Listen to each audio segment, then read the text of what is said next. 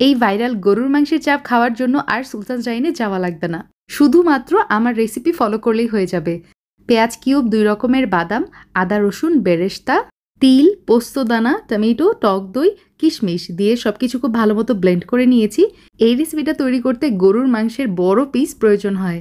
লবণ, baking soda আর লেবু দিয়ে আমি আধা ঘন্টার জন্য মেরিনেট করে রাখবো।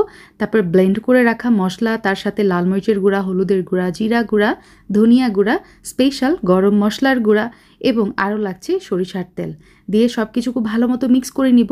আর এখন তেলের মধ্যে আমি দিয়ে দিচ্ছি 2 টেবিল চামচ ঘি এবং এর মধ্যে কতগুলো আস্ত গরম মশলার ফোড়ন দিয়ে দিলাম। এখন ওই যে মাংসর পিসগুলো দিয়ে দিব আর মশলাটা একটু ছাড়িয়ে নেবেন মাংসর গা থেকে। কিছু সময় ভেজে নিয়ে মশলাগুলোও দিয়ে দিব, সাথে এখন পানি অ্যাড করে দিচ্ছি। চুলার একদমই লো আছে, এটা রান্না করে নিতে হবে প্রায় 2 ঘন্টার জন্য।